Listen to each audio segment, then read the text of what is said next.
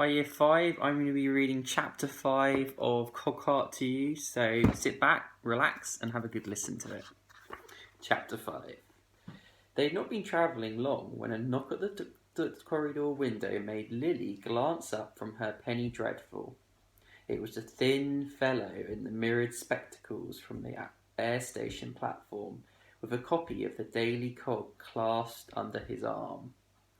When he slid open the door and peered in, Lily gave a loud gasp, for the mirrors were not glasses as she'd supposed, but lenses sewn into the raw red sockets of his eyes.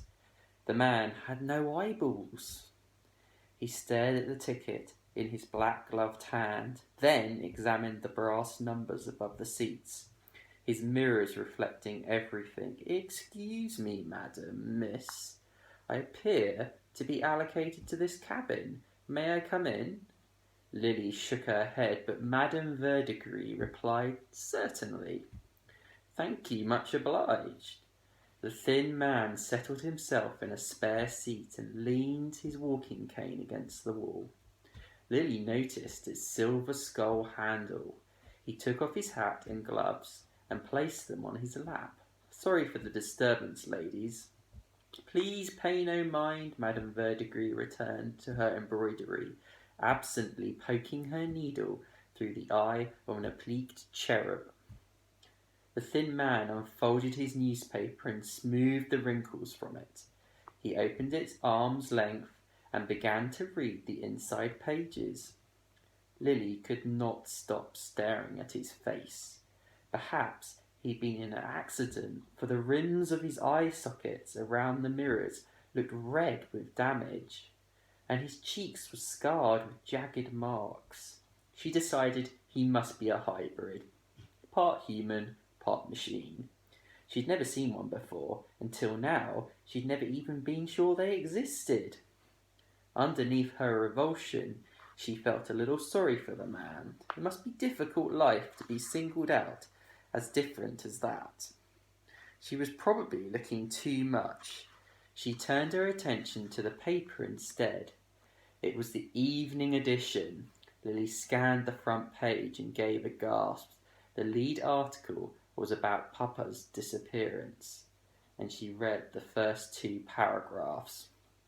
The Daily Cog. Professor Hartman, missing, presumed dead. John Hartman, co-inventor of the modern mechanical and infamous recluse, was travelling on board his private airship Dragonfly yesterday when she disappeared. The ship failed to land at its stated destination of Brackenbridge Air Station and is thought to have combusted in a mid-air explosion. Authorities are currently searching the crash site in order to retrieve as much information as possible. Prominent in the field of mechanical design, Professor Hartman co-owned the country's largest mechanical manufacturing business with his friend and colleague Professor Silverfish. But he forfeited his share of the business and vanished from public life 7 years ago, when his wife was killed in a steam wagon crash. He leaves one surviving relative, a daughter, Lily, aged 13, whose current whereabouts are unknown. Our reporter, Anna Quinn, has attempted to contact the family. A lump welled up in Lily's throat, and she stopped reading. It was all true then, written there in black and white. She glanced at the thin man, his head lolled against the headrest, his chin tipped back. Was he watching her or sleeping? So hard to tell behind those lidless mirrored eyes. She gave a cough, but he didn't move. Perhaps he really was asleep. He wasn't reading the paper anymore. It drooped now in his hands. She stuck her tongue out at him, and he flashed a smile, sharp as a shark's. "I must apologise again," he said, folding the Daily Cog and setting it aside. "I know how frustrating a stranger in one's cabin can be on long journeys." Lily gave a timid nod, which he seemed to take as an invitation to continue. "Odd they put us together when the Zepp's so empty. Must be a mechanical error." Madame Verdigris set aside her embroidery. Was it the same mechanical porter who showed you aboard? I find these primitive mechanicals with their synthesized emotions most disagreeable, don't you? They make so many clerical mistakes. And with that back talk they give you and all the winding, I'm often surprised they function at all. Quite true, madam. You hit the nail squarely on the head there, the thin man smiled. Or should I say, got to the heart of the matter. Madame Verdigris gave her tinkling cut-glass laugh, though Lily saw nothing funny about either of their remarks. It occurred to her that the thin man had twice addressed the housekeeper as Madame, not Madam, and she wondered how he knew the woman's preferred title. The thin man leaned forward, his silver eyes flashing in the light. Ladies, please allow me to introduce myself. My name is Mr. Roche. Madame Verdigris nodded to him. Bonsoir, Mr. Roche. I'm Madame Verdigris, and this is my charge, Miss Hartman. Ah, like the article? Mr. Roche asked, tapping the newspaper. Madame Verdigris sombrely inclined her head in the affirmative. Lily ground her teeth. Hadn't the housekeeper just told her not to let people know who she was? You look upset, young lady, Mr. Roche said, and no wonder. I'm fine, she said. I've something here that might cheer you up. Mr. Roche put a hand in his pocket and pulled out a paper bag, which he held out to Lily. She peered inside. Striped, gooey sweets were fused to the paper. They must have been in his pocket for weeks. No thank you, sir. Go on, they're humbugs. He thrust the paper bag at her, but she shook her head. What's the matter? You don't like humbugs? If I wasn't such a mild-mannered fellow, I might be offended. Perhaps you think I'd better off eating carrots. Good for old eyesight. He laughed and tapped the centre of one mirrored eye with his finger. Lily felt a shiver rise up her back. No, she said, it's not that, only... She studied his unreadable expression. She didn't even know how to put it politely, but she needn't have worried. Madame Verdigris stepped in on her behalf. I'm afraid, sir, one rule of Miss Scrimshaw's Academy, where Miss Hartman is a pupil, is to never accept sweets from strangers. Sorry, Lily added. Mr. Roche frowned, the silver orbs of his eyes narrowing. He clutched the paper bag in a gaunt hand.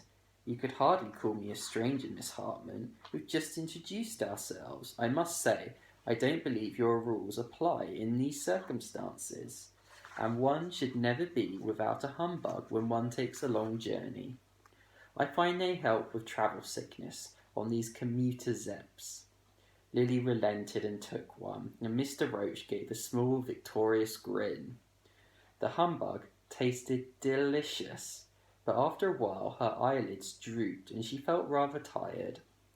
She put her head against the frosty windows, which thrummed and rattled with the Zeppelin's engines, and watched her breath cloud the glass.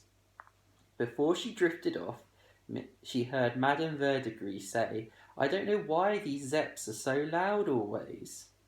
Where is the refinement one gets with an old-fashioned horse and carriage, or a hot air balloon? Change is always monstrous at first, Mr. Roche replied, but people soon get used to it.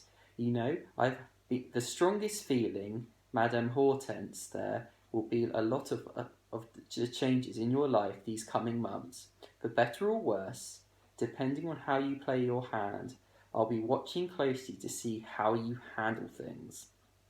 Lily tried to fathom the meaning of his words, but found them slippery and ungraspable, and they swam away from her like a shoal of silverfish, pulling her along into a fog of sleep. When she came to, the Zepp was approaching a local air station, and Mr. Roche was gone. She suddenly remembered he'd been far too familiar with Madame. His last words tinged with a threat of some kind. What happened to the fellow sitting opposite? Lily asked, stifling a yawn. Oh, he left a few minutes ago to prepare for landing, Madame said. He had an urgent appointment and wanted to disembark first. But how did he know your first name? Pardon? Madame seemed somewhat flustered. She tucked her needle into the edge of her embroidery, and Lily noticed she'd filled in the cherub's eye with silver circles of thread. I heard him use your first name, Lily repeated, and he knew you were Madame before you even gave your title. What an odd thing to say. The housekeeper let out a peal of laughter. You must have dreamed it. She gathered her spools of thread and tucked them into her bag next to her needlework. You were asleep for so long, Lily. In fact, you've tousled your hair. Perhaps you'd better tidy yourself before we arrive. Lily was tempted to pursue the subject further, but the airship had begun its descent towards the landing site, and soon the familiar shabby sign of Brackenbridge Air Station appeared, lighting up the cabin. She struggled into her coat and scarf, and a few minutes later they disembarked onto the tiny local platform. A cold wind buffeted them as they descended the gangplank and took the wooden steps toward ground level. Papa's mechanical driver, Captain Springer, was waiting to collect them at the entrance to the station, standing beside their steam wagon. Lily recognised him at once from his bow legs and bent stance. As soon as Madame Verdigris had wound him up, he hobbled over and gave Lily a big, creaky hug. "By all the ticks," he cried, "it's good to see you, Lily." Then he huffed and puffed on his wooden legs, his cogs clicking, and he loaded her case into the cab and helped Madame to her seat. Climbing in after them, Lily glanced back at the other departing passengers, all wrapped up against the cold. She searched among the faces for Mr. Roche, but couldn't find him anywhere. He seemed to have melted into the night. The journey to the house took less than half an hour, but Lily stayed awake the whole time, thinking about the silver-eyed man and how he connected to Madame. Captain Springer pulled the steam wagon onto the drive of Brackenbridge Manor, and Lily and Madame stepped down onto the frosty path. As they walked towards the door, Lily glanced through the black skeletal trees of the garden, their branches like cracks in the sky, up to Papa's study window, where his lamp once burned late into the night while he worked on his projects. She half expected to see the flicker of it now, but there was nothing. The window stayed dark. An icy draught whisked through across the grounds, throwing up the last few fallen leaves, and a flood of grief made Lily swallow hard.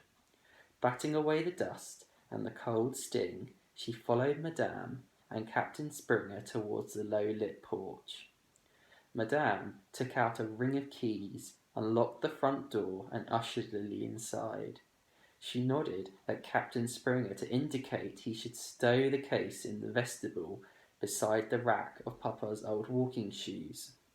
To see them made Lily's heart leap for a second, their folded leather shapes and straggly laces laid out beneath his everyday coat on its hook. It was almost as if he'd just come in and left them there. But no, he would have taken his flying jacket and boots if he and Malkin had gone off in Dragonfly. These were just the things he'd left behind, the remnants of him. Her heart cracked some more as she realised he was truly gone, and the thought cut deep. She took a breath and stepped through the glass door from the vestibule into the grand hall. She was still half expecting the old cosy warmth of the house to greet her, but if anything it felt colder and darker in here than outside. At the foot of the stairs, Mrs. Russ, the mechanical cook, awaited them. She must have stood there for the whole day, for she wound down and was now frozen in an expectant pose, one hand resting on the curved banister.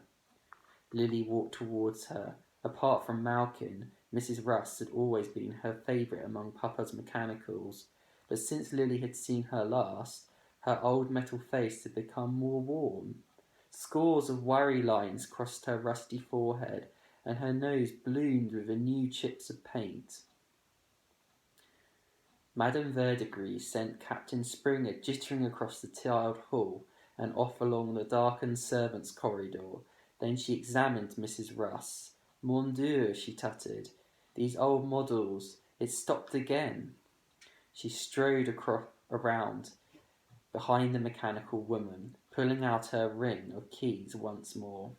She searched through for Mrs. Rust's unique winder and inserted it into the mechanical's neck, turning it viciously until Lily heard the springs inside the Iron Lady begin to creak and groan.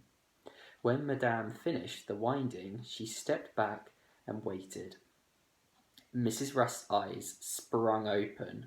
Her expression looked glazed for a moment, the way mechanicals' faces always did when you woke them.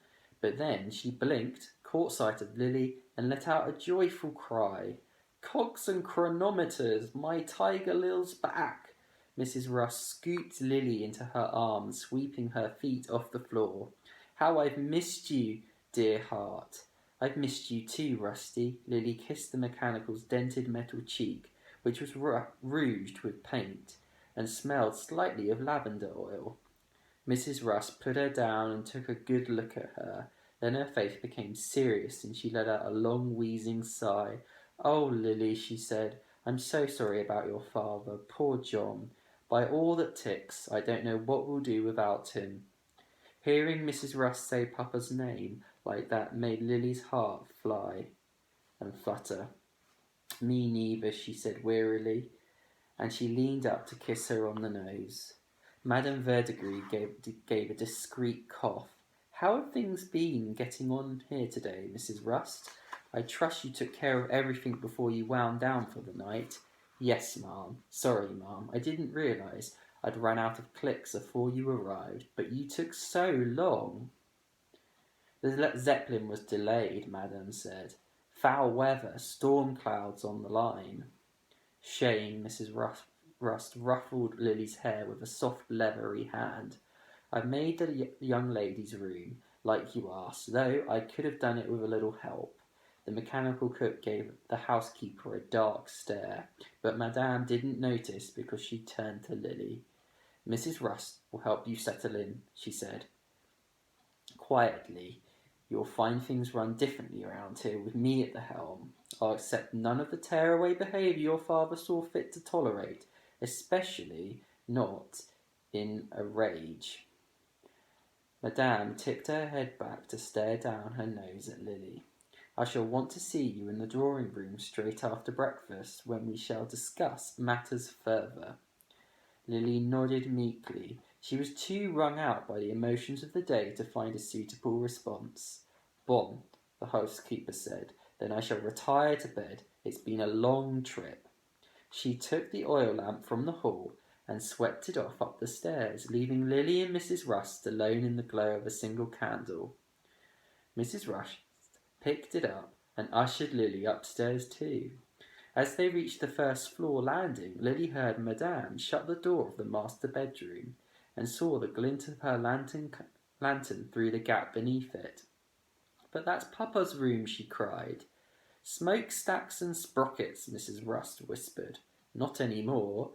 Soon as she heard he was gone this morning, Madame moved his things into the servants' box room at the back and installed herself there before she came to get you. She even had Mr. Wingnut set up your mamma's old dressing table for her."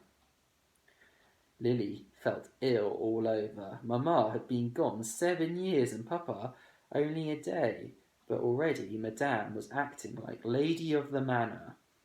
Mrs. Rust opened the door to Lily's own room. At least in here, she was relieved to find everything was just as she'd left it.